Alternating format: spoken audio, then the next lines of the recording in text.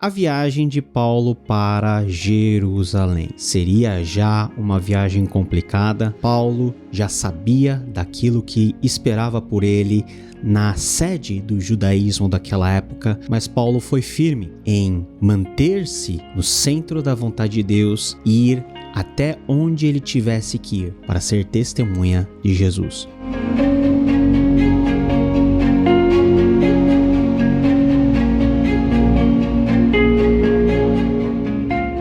No capítulo de número 21, nós vemos que Paulo ele está retornando para Jerusalém. Ele se despede de todos, inclusive dos efésios, a partir da cidade de Mileto, e nós vemos nos primeiros versículos o itinerário de Paulo. Ele de Cós vai para Rhodes, depois vai para Pátara, passa por Chipre, passa pela Síria, desembarca em Tiro, ele passa por Ptolomaida, passa por Cesareia e assim ele desce para a Judéia. Mas ao chegar em Cesareia, ele fica na casa de Filipe, que é um dos 7 diáconos, e aliás, esse mesmo Filipe que tinha 4 filhas virgens que profetizavam, e ele recebe uma mensagem de Deus por meio de Ágabo. Ágabo já é uma figura conhecida aqui no livro de Atos, porque lá no capítulo 11, versículo 28, ele já profetizou sobre uma grande fome que aconteceria sobre a Judéia. O próprio Espírito Santo, por intermédio de Ágabo, prediz que Paulo, chegando em Jerusalém, passaria por situações de apuros. Diz ele: vindo ao nosso encontro, tomou o cinto de Paulo e amarrou as suas mãos e pés e disse: assim diz o Espírito Santo,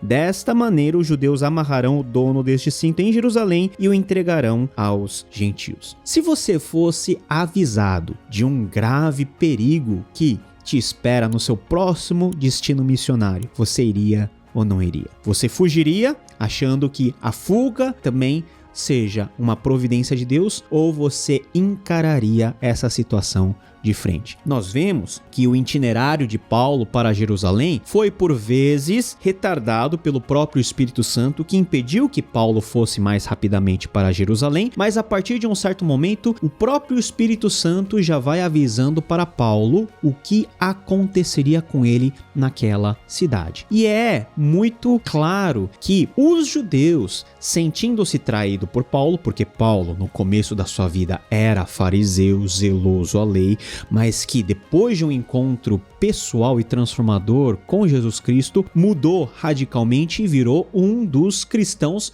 mais defensores do evangelho, e corriam as más línguas dos próprios judeus, os judeus inventando e também aumentando um tipo de fake news da época, que Paulo era contra os costumes judaicos, que Paulo era contra a lei de Moisés, que Paulo era contra toda a tradição judaica. Isso fez com que todo o caldo religioso dos líderes, dos fariseus, da casta sacerdotal em Jerusalém, sabendo que Paulo estava indo para lá, planejassem e se mobilizassem para não somente dar um jeito em Paulo, mas para matá-lo. E finalmente, a despeito das pessoas tentarem impedir Paulo de ir para Jerusalém, porque eles sabiam que poderia acontecer com o Paulo, eles entendem que aquela era a direção do Espírito Santo. Eles dizem: seja feita a vontade do Senhor, e Paulo finalmente vai para Jerusalém. Ao chegar em Jerusalém, a primeira coisa que Paulo faz é encontrar os irmãos, e eles são recebidos com grande alegria.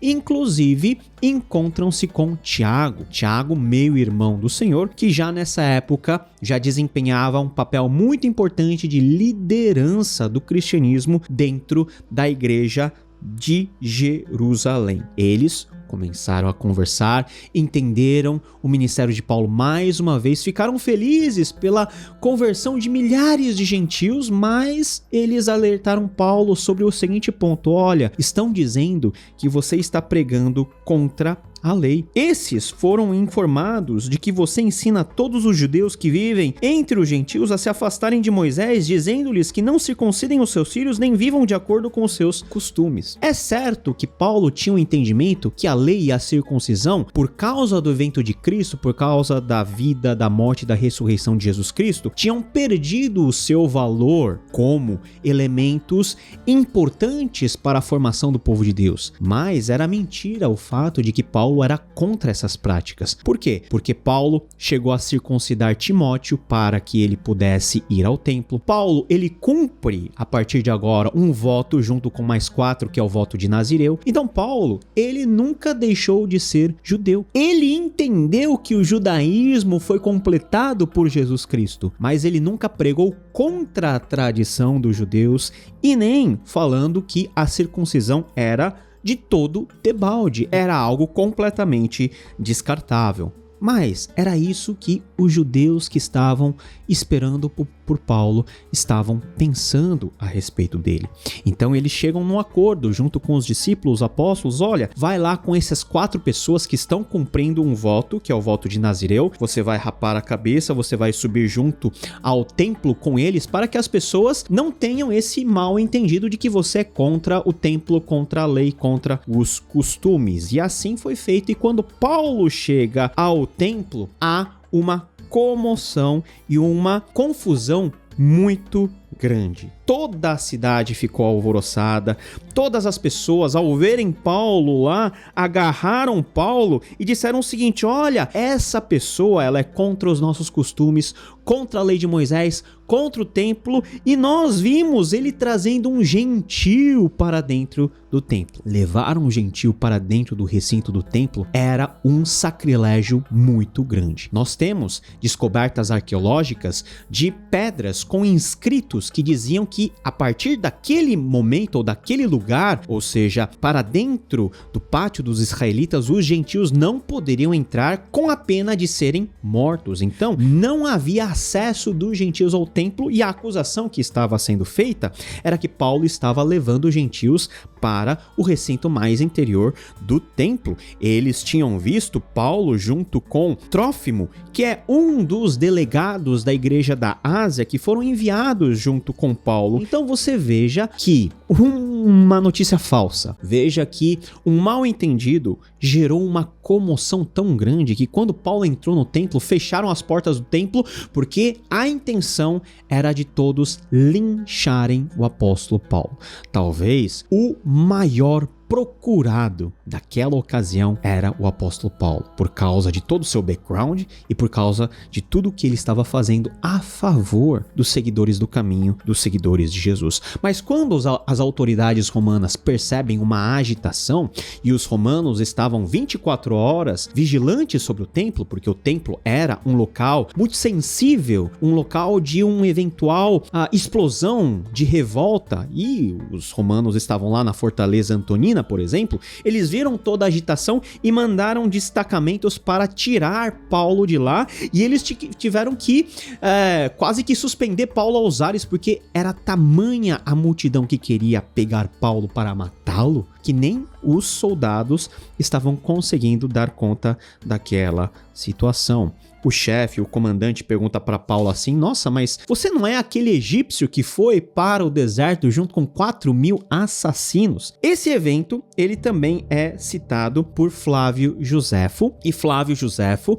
ele traduz esse termo assassinos como sicários, que eram pessoas, que eram judeus, que estavam tão revoltados contra os romanos que haviam feito juramentos de matar qualquer romano que aparecesse pela frente. Então eles portavam armas e espadas para matar qualquer romano que aparecesse para firmar a sua posição. O comandante olha para Paulo e diz assim: você não é esse egípcio que anda arregimentando os sicários, os assassinos, para matar os romanos? E Paulo fala: não, eu sou judeu, eu sou cidadão de Tarso, importante cidade da Sicília, e eu gostaria de dar uma palavrinha a todo esse povo, esse mesmo povo que estava lá empolvoroso para matar Paulo. E tendo recebido a permissão para falar, Paulo levanta-se na escadaria, faz um sinal e começa a falar na língua do povo judaico naquela ocasião, que era o aramaico. Veja que a partir do capítulo 22 nós temos toda a defesa e a pregação de Paulo diante daquela multidão,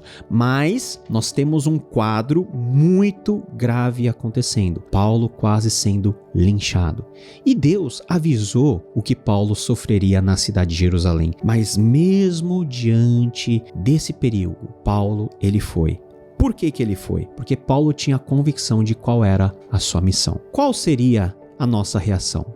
Se nós simplesmente tivéssemos com medo das circunstâncias, com certeza nós não chegaríamos nem perto de Jerusalém, passaríamos a vida rodando por outros lugares, pregando o evangelho, mas não era essa a convicção que movia o coração de Paulo. Paulo, diante do choro daquelas pessoas que estavam tentando impedir que ele embarcasse para Jerusalém, ele diz o seguinte: por que vocês estão chorando e partindo o meu coração? Estou pronto não apenas para ser amarrado, mas também para morrer em Jerusalém pelo nome do Senhor Jesus Cristo. Paulo estava pronto para morrer por Jesus Cristo. Isso não é um desapego que ele tinha em relação à sua própria vida.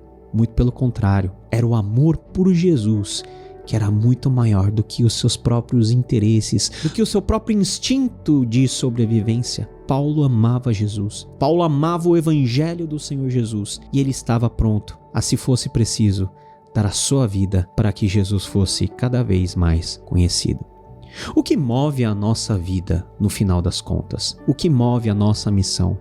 O que move todo o nosso esforço evangelístico? O que move a nossa rotina? Deve ser o amor a Jesus, deve ser o amor a esse evangelho que nos traz a revelação de que nós fomos salvos por meio da vida, da morte e da ressurreição de Jesus Cristo. A vida não é mais uma simples sequência de rotinas, mas se transforma num caminho do discipulado, em que nós seguimos Jesus pelo caminho, que nós somos formados e moldados à sua imagem e semelhança, e quando esse fato, ele se transforma em realidade dentro dos nossos corações, nós somos transformados. E a nossa perspectiva em relação à vida, ela é transformada. E eventuais momentos em que nós passamos por perigos e ameaças por causa do cristianismo, elas fazem parte apenas do proceder de Deus na sua soberania. E eu fico cada vez mais disposto a passar por eventuais dificuldades por amor a Jesus Cristo. Paulo entendia qual que era a sua missão. Nem a prisão,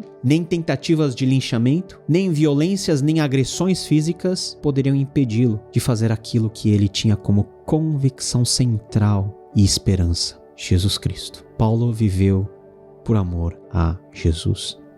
E esse Jesus Cristo, ele quer que eu e você também possamos viver por amor a Ele. Esse mesmo Jesus que, por vezes, nos permite passar por dificuldades por causa do seu nome. Mas o que são essas dificuldades diante daquilo que Jesus já nos conferiu, diante daquilo que Jesus já nos deu, diante da perspectiva da eternidade que nós temos dia após dia, a nossa esperança, diante da realidade da ressurreição, diante de todas as bênçãos espirituais que nós temos no Filho amado. Às vezes, nós passamos por dificuldades aqui e agora, mas com a convicção de que aqui e agora são passageiros.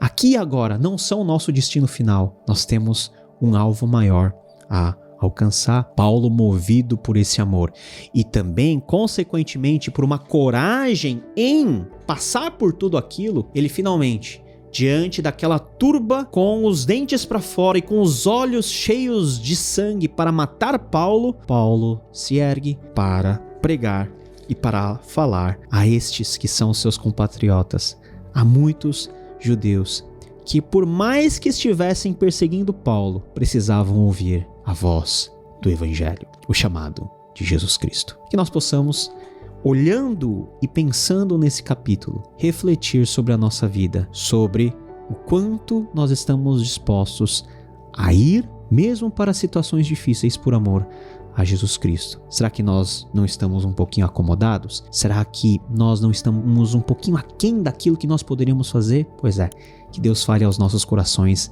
e desperte a cada um de nós. Nos vemos no próximo capítulo, querendo Deus. Tchau, tchau.